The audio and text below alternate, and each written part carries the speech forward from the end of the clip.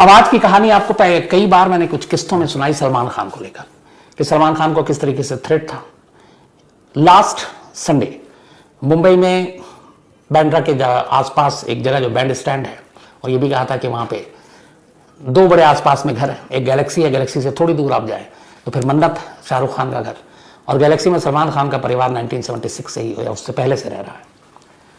तो सलीम खान हमेशा सुबह मॉर्निंग वॉक के लिए जाते थे, और इत्तेफाक से जब वो संडे गए, वो मॉर्निंग वॉक के बाद एक तरफ सी फेसिंग है समंदर के किनारे, और वापस आकर वो बेंच पे बैठा करते थे। उस जगह पे 4 से 5 बेंच एक साथ लाइन से, लेकिन उनका एक पसंदीदा बेंच था जिस पे वो बैठा करते थे।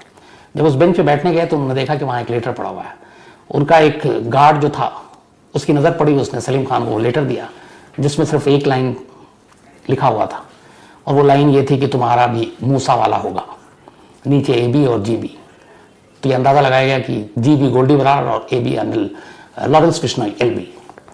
पुलिस ने जांच की, कल परसों ये भी खुलासा हुआ कि लॉरेंस बिश्नोई का ही हाथ था। 3 लोग राजस्थान से गए और उन्होंने इस लेटर को वहाँ रखा, और इसके पीछे महाकाल शूटर का हाथ था, जो सिद्धू मूसेवाला के कत्ल के में शामिल जो 8 शूटर हैं उनमें से एक वो भी है। तो ये सारी कहानी आपको बताई, इन्वेस्टिगेशन जारी थी।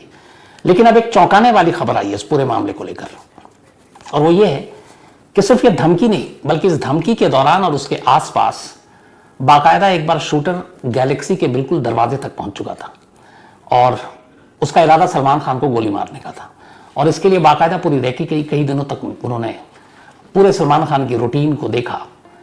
और ये बात तो उस बेंच से भी जाहिर हो गई थी कि जिस बेंच पर लेटर मिला था कि जो शूटर हैं ये जो भी मारना चाहता है सलीम खान और उनके पिता सलमान खान को, बल्कि सलमान खान और उनके पिता सलीम खान को, उसको पूरी डिटेल मालूम है।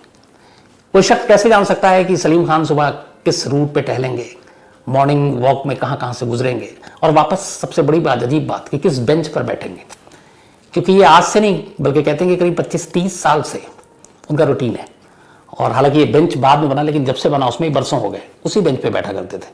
तो ये बात अगर शूटर को मालूम है तो ये बड़ी अपने आप में खतरनाक बात है, क्योंकि वो हर एक छोटी से छोटी चीज़, हर एक छोटी से छोटी मूवमेंट, बातों से वाकिफ है। और इसी के बाद उसने सलमान खान को भी फॉलो किया। अब जो नई चीज़ आई वो ये कि एक शूटर लगातार गैलेक्सी के इर्द गिर्द मंडरा रहा था, और वो हर छोटी छोटी मूवमेंट पे नजर रखता था कि गैलेक्सी से कौन कब बाहर निकलता है, किस गाड़ी से निकलता है। इन्हीं चीज़ों के बीच में उसे एक बात पता चली कि सलमान खान अमूमन जब मुंबई में होते और अपने घर पे होते, अगर फार्म हाउस पे न ठहरते, तो सुबह सुबह वो साइकिलिंग करते हैं। और कई ऐसे विजुअल और वीडियो आपने देखे होंगे, सलमान खान जब साइकिलिंग करते हैं तो कई बार अरबाज और सहल में भी देखा गया कि आसपास चल रहे हैं।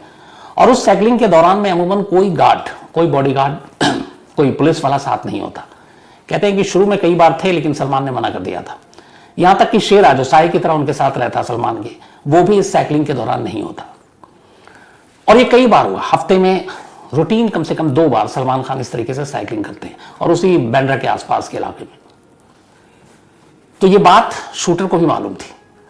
अब इसके बाद उन्होंने रेकी करनी शुरू की, और कहते हैं एग्जैक्ट डेट नहीं मालूम, लेकिन ये बात लास्ट मंथ मई की है कि एक रोज सलमान खान साइकिलिंग के लिए निकले। उससे पहले रेकी हो चुकी थी। एक शूटर भी निकला, और उसने क्या किया कि एक हॉकी स्टिक, उसको इस तरीके से उसमें होल किया और उसमें एक रिवॉल्वर फिट कर लिया।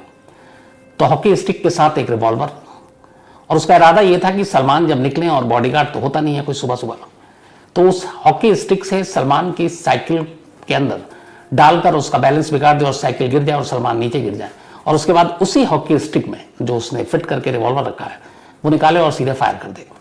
ये पूरी प्लानिंग थी। इत्तेफाक से उस मॉर्निंग सलमान खान निकले साइकिलिंग के लिए, उसी बैंड स्टैंड की तरफ बढ़े, और ये भी बढ़ा जो शूटर था। इसके बाद जैसे ही उस साइकिल के करीब जाता, अच्छा बहुत सारे ऐसे लोग होते हैं जब सलमान साइकिलिंग के लिए निकलते हैं तो वो चेहरा भी नहीं छुपाते, अमूमन कैप पहने होते हैं, तो आप दूर से भी पहचान सकते हैं, और फैन जो है वो वेव भी करते हैं, मिलते भी हैं, तो कोई छुपने वाली बात होती नहीं है, तो आप आसानी से पहचान सकते हैं। तो इस शूटर ने भी देखा साइकिल पे जा रहे हैं। उसके बाद जैसे ही वो करीब जाने की कोशिश कर रहा था, इत्तेफाक की बात है कि उसी वक्त मुंबई पुलिस की एक PCR की वैन वहां से गुजरने लगी। अब जब PCR की वैन गुजरी तो शूटर घबरा गया। उसे लगा कि शायद उसके मूवमेंट की बात जो है लीक हो गई है, और इसके बाद उसने अपना इरादा बदल दिया और उसके अपोजिट फिर वो मुड़ गया और सलमान खान का पीछा छोड़ दिया। इस तरीके से एक PCR के इत्तेफाक की वजह से बेहद करीब होते हुए भी शूटर अपना काम नहीं कर पाया और वो वहां से निकल गया और इस तरह जान बच गई। अब जब ये लेटर मिला, इस लेटर के बाद मुंबई पुलिस ने जब इंट्रोगेट किया और ये सारी चीजें आई, उसमें खासतौर पर एक नाम आया विक्रम बराड़। ये इस वक्त कनाडा में है और डीएवी कॉलेज का प्रोडक्ट है, लॉरेंस बिश्नोई का खास है, गोल्डी बराड़ का खास है और इसको कनाडा भी भेजने वाला लॉरेंस बिश्नोई है। तो एक तरह से राइट हैंड है, जो गोल्डी बराड़ देखता है उसी तरह से विक्रम बराड़ भी देखता है। और कहते हैं कि इस लेटर का जो टेक्स्ट है, जो एक लाइन कि तुम्हारा भी मुंह से वाला होगा, ये लाइन इसी विक्रम बराड़ की दी हुई है। लिखी किसने ये अभी तक क्लियर नहीं है। तो विक्रम बराड़ के जरिए ही ये सारी साजिश रची गई थी और इत्तेफाक से ये मई की बात थी, लेकिन खुशनसीबी थी कि ऐन वक्त पे पुलिस की जिप्सी आ गई और जान बच गई। अब इसके बाद और फिर ये लेटर के मिलने के बाद मुंबई पुलिस ने सलमान खान और उनकी फैमिली की पूरी सुरक्षा बढ़ा दी है और अब साइकिलिंग के लिए भी उनको इंस्ट्रक्शन दिया गया कि जब आप सुबह निकलेंगे तो फिर आपके साथ गार्ड होगा या फिर मुंबई पुलिस अपनी तरफ से सुरक्षा देगी। गैलेक्सी के हर मूवमेंट पे अब निगरानी खड़ी कर दी गई है, पूरी फैमिली की भी निगरानी खड़ी कर दी गई है। हालांकि ये भी है कि सलमान खान किसी फिल्म की शूटिंग के लिए विदेश जाने वाले हैं, तो विदेश में भी उनकी सुरक्षा को लेके हिदायत दी गई है कि क्या क्या करें क्या ना करें। तो कुल मिलाकर एक धमकी ने एक नॉर्मल लाइफ को जो है वो थोड़ा सा तहस नहस करके रख दिया है। तो ये तो थी सलमान खान की इस धमकी और एक इत्तेफाक से जो शूटर ने जिस तरीके से कोशिश की लेकिन पुलिस की वजह से जान बच गई। अब आगे अपना सिलसिला जारी रखूं उससे पहले एक अहम जानकारी आपको दे दूं कि कुकू एफएम ऐप, जिसपे तमाम तरह की आप अपनी मनपसंद कहानियां सुनते हैं, चाहे वो रहस्य हो, रोमांच हो, मिस्ट्री हो, क्राइम हो, पॉलिटिकल हो, ऑडियो बुक है, तो अपनी मनपसंद की कहानियां सुने। और अब यही कुकू एफएम घर घर कहानी लेकर आया, मतलब हर एक फैमिली जिसके अलग अलग मिजाज होते हैं, माँ बाप, भाई बहन, बच्चे, दादी दादा, नानी नाना, तो अपनी अपनी मनपसंद कहानियां अलग अलग फील्ड की भी सुन सकते हैं कुकू एफएम पर। और इसके लिए क्राइम तक फैमिली मेंबर के लिए घर 50 है, तो डिस्क्रिप्शन में पूरा लिंक है, आप ज़्यादा जानकारी उसमें ले सकते हैं। तो कुकू एफएम ऐप पर भी आप अपनी पसंद की कहानियां सुन सकते हैं। अब आज का सिलसिला शुरू करूं उससे पहले बहुत सारे मेल आए नुपुर शर्मा को लेकर और पिछले कई दिनों से मैं इसको टाल रहा था और न सिर्फ मतलब कितने मेल हैं तादाद मुझे भी नहीं मालूम, बहुत सारे हैं, तो हर एक का नाम नहीं ले पाऊंगा, लेकिन कुल मिलाकर जो बेसिक क्वेश्चन था कि नुपुर शर्मा ने क्या कहा और आप उससे कितने एग्री हैं। मेरा एक सिंपल सा शुरू में मैंने पहले भी बहुत बार कही है, पॉलिटिकल चीज़ों से बहुत दूर रहता हूँ। क्राइम की खूबसूरती ये है कि क्राइम में आपको सच बोलना पड़ता है। अगर 2 लाशें हैं तो आप 2 ही बोलेंगे, आप 3 या 1 नहीं कर सकते, क्योंकि बॉडी को आप छुपा नहीं सकते।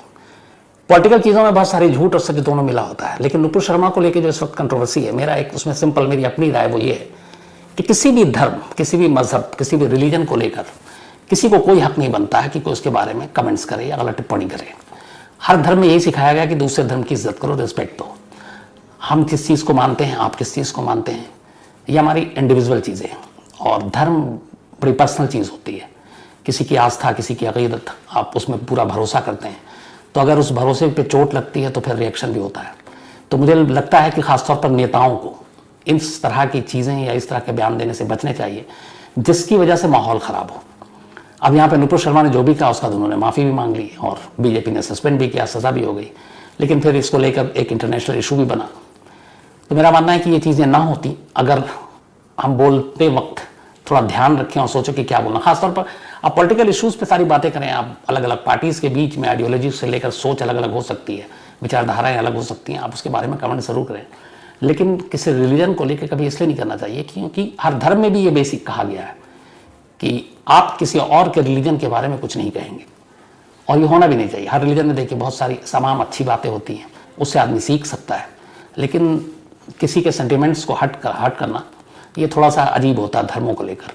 और इत्तेफाक या बदनसीबी कहें कि हमारे देश में कई बार, ये पहली बार है नहीं, बहुत सारे नेता किसी भी पार्टी को अपने अपने फ़ायदे के लिए इस तरह के बयान लेते हैं, उछालते हैं, और फिर पब्लिक के बीच में अजीब सी एक हालात पैदा हो जाती है। अच्छा खासा देश ठीक ठाक चल रहा होता है और फिर इस नफरत के माहौल में कहीं कहीं हिंसा हो जाती है, कहीं पत्थरबाजी हो जाती है, लॉ ऑर्डर के लिए खतरा हो जाता है, पुलिस के लिए परेशानी हो जाती है। फिर तो मेरा यही मानना है कि किसी भी धर्म के बारे में कभी भी कोई टिप्पणी इस तरह की नहीं की। गुरुग्राम सेक्टर 57 का एक सुनसान इलाका सुबह के 5:30 बजे, जब सड़कें अभी भी सुस्त और धुंधली थी, वजीराबाद गांव में अचानक 3 बाइक सवार अज्ञात शूटर पहुंच गए। उन्होंने 24 से 30 राउंड की ताबड़तोड़ फायरिंग शुरू कर दी, जो पूरी बस्ती में भय का सन्नाटा छोड़ गई। हमले के समय घर में एल्विस यादव मौजूद नहीं थे, लेकिन उनकी मां सुषमा यादव और एक केयरटेकर वहां थे। पलक झपकते ही उन पर सूरों की बरसात हुई। जिससे घर की खिड़कियां टूट गईं और दीवारों में बुलेट हॉल उभरने लगे। केयर टेकर डरकर अंदर भागे और एल्विस के पिता को फ़ोन किया गया, जिन्होंने तुरंत पुलिस को अलर्ट किया। हमलावर घटना स्थल छोड़कर भाग गए, लेकिन पीछे खोखे और सीसीटीवी फुटेज पुलिस के हाथ लगे। दोस्तों, गुरुग्राम पुलिस ने एफआईआर दर्ज कर ली और 3 व्यक्तियों की पहचान के लिए सीसीटीवी और बॉलिस्टिक जांच शुरू की। जांच का फोकस इनके पुराने विवाद और दुश्मनियों पर था और तेज मोड़ तब आया जब फरीदाबाद में एक मुठभेड़ के दौरान एक मुख्य आरोपी ईशांत एलिस ईसु गांधी को गिरफ्तार कर लिया गया। इस दौरान उसकी टांग भी गोली लगने से घायल हुई है और अब वह अस्पताल में पुलिस की कस्टडी में है। दोस्तों, इस हमले को अकेले घटना मानना ठीक नहीं होगा, यह एक बड़ा पैटर्न है। लगातार लॉरेंस बिश्नोई गैंग के नाम पर हमले हुए हैं। पहले सलमान खान, फिर कपिल शर्मा के कैफ़े पर कनाडा और अब एल्विस यादव के घर पर। गैंगस्टर सोशल मीडिया का इस्तेमाल कर जिम्मेदारी लेने, धमकी देने और अपनी ब्रांड वैल्यू बनाने में माहिर हैं। देखते हैं दोस्तों, ये हमला कहाँ पे रुकता है। आपको तो पता है कि एल्विस के घर पे हमला हुआ, सलमान को धमकियाँ दी जा रही हैं, कपिल के कैफ़े पर हमला हुआ और अब उनके मुंबई में बोले जा रहे हैं कि वहाँ होगा। तो दोस्तों, देखते हैं कि कहाँ ये सिलसिला शुरू हो। दोस्तों, आपकी क्या राय है, आप क्या कहना चाहते हैं, हमें कमेंट में ज़रूर बताएं और हमसे कोई गलती हुई है तो बोलने में तो हमें क्षमा करें।